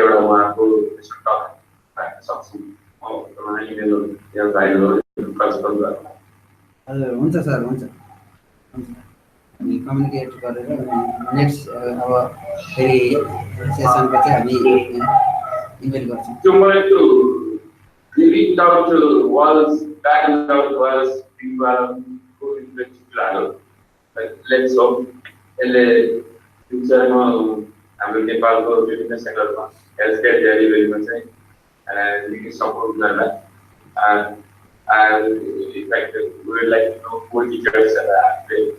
Sure, Not only remote only the very clear of visual certificates for life and all. We'll explore about that. Especially you are not other explore about now.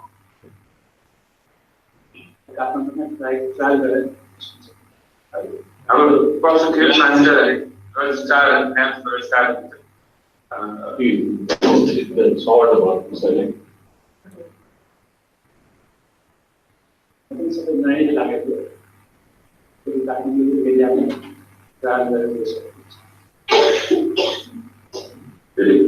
Back again, ready to do some? हजुर sir यो 5 KG को bag book गरेर हजुर हजुर हजुर त्यो डिस्कको ग्यासहरूको bag हामीसँग readymade छ अहिले। हाम्रो चाहिँ नेक्स्ट विक आइपुग्छ सर हाम्रो हातमा। हामी इम्पोर्ट गरिसकेका छौँ यो दुल्लुको लागि। हामीले 2टा सेट इम्पोर्ट गरेका छौँ। एउटा सेट चाहिँ हामी दुल्लु पठाउँछौँ, एउटा सेट चाहिँ हामी काठमाडौँमै राख्छौँ र फेरि एक्चुअली डाक्टर साहबहरू सबैले जम्मा गरेर त्यो डेमो दिने हाम्रो प्लान रहेको छ। यस्तो उसको प्राइस चाहिँ कति can be astronomically actually demonstrate that. Sure, sir. I'm very happy. Our registration is the back side, approximately manually crystal is Sure. That's a good time that I'm answer. Thank you.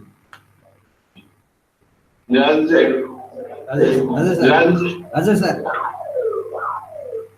यो हाम्रो telemedicine सोसाइटीबाट गरेको नि this is very nice. हामीले सुरु गर्ने पर्यावरण राम्रो teacher college enter institute अर्को एउटा चाहिँ हामी आइटीको मान्छेहरू भएकोले नि तिमी दुईजना हामी पठाउनु पर्ने भएकोले नि होइन उसमै मोबाइल मुभी स्ट्रिमिङ गर्छ मोबाइलमा हेर यो यही सफ्टवेयर मोबाइलमा राख्न सकिन्छ चलाउन सकिन्छ।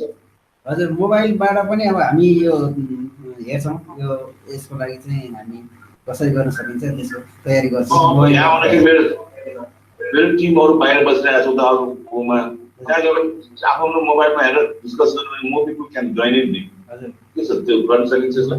सकिन्छ सर। हामी अब यो त्यसको लागि तयारी गर्छौँ। हाम्रो टेक्निकल टिम नै बनाएको छ अहिले यो एप्लिकेसन वर्किङ ग्रुप बनाएको छ। अब त्यसको लागि हामी तयारी गर्छौँ। I think that will get a better audience, more discussion on that. Thank you.